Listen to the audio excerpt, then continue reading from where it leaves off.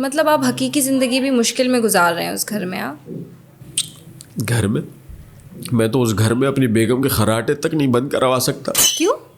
घर बेगम के नाम पे, बच्चे बेगम के नाम पे, अम्मा अब्बा बेगम के नाम पे, मैं बेगम के नाम पे हूँ। 2 मिनट लगाती है मुझे घर से बाहर फेंकने में। तुम्हें पता है आज सुबह मेरे साथ क्या हुआ?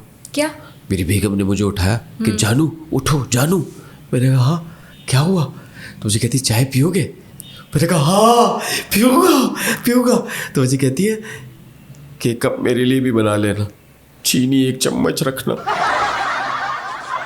यार मुझे यकीन नहीं आ रहा, रोबोट नहीं है, बेगम है। कभी तो प्यार से बात की होगी उसने आपसे। पहले वो कहती थी कि तुम नहीं तो मैं नहीं, मैं नहीं तो तुम नहीं। ओह सो स्वीट। हाँ, लेकिन अब कहती है कि कमीने या तो मैं नहीं या तो तुम नहीं। प्यार से कहती होगी यार, आप इल्ज़ाम तो ना लगाएं उस बेचारी पर। ऐसा तो नहीं हो सकता। अब रिश्ते तो उसके भी आए होंगे ना बहुत सारे, लेकिन उसने आप ही को चुना। पता है वो ना आप ही ना मुझे हमेशा प्रेशराइज करती है। मुझे कहती है कि मेरा ना फुला पायलट का रिश्ता आया था, मैंने मना कर दिया। मेरा फुला खिलाड़ी का रिश्ता आया था, मैंने मना कर दिया। लेकिन उस बेवकूफ़ को कोई समझाए कि पायलट तो सिर्फ जहाज़ ही चलाता है ना, और खिलाड़ी सिर्फ छक्के मारता है। चलें छोड़े रन मुरीदी और नखरे वाली बेगम। ये बताएं सास ससुर तो अच्छे होंगे ना आपके साथ? हज़रत शेक्सपियर ने फरमाया है कि ये दुनिया एक स्टेज है और ससुर और सास का ड्रामा उसमें चालू है।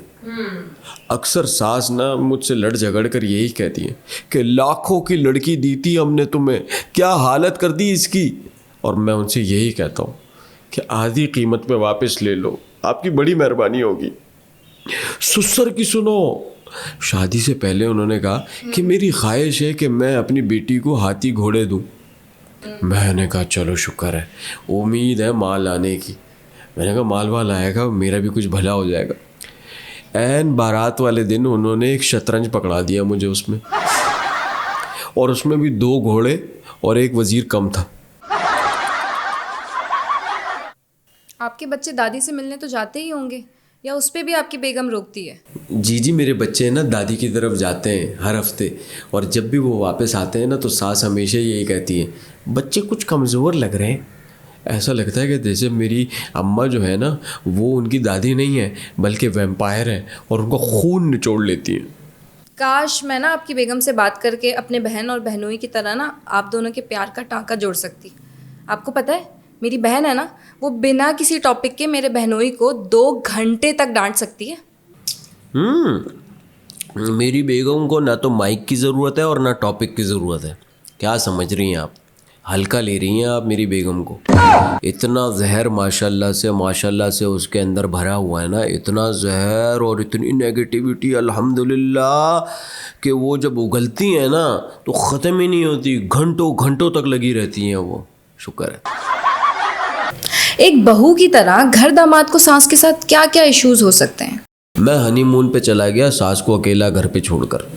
जब वापस आया तो सास ने जो हमें बातें सुनाई, कहने लगी कि इतना खर्चा हो गया, आज अगर पैसा बचाओगे तो कल काम आएगा। हालांकि मेरे नहीं आएगा काम, उन्हीं का आ रहा है काम। सास ससुर से तंग आकर मैंने जॉब शुरू कर दी। जब जॉब शुरू की तो रात को मैं देर से घर आने लग गया। तो एक दिन सास ने मुझे पकड़ लिया कि कहाँ तुम इतनी देर से घर आते हो, हैं कहाँ मुँह काला करा के आते हो।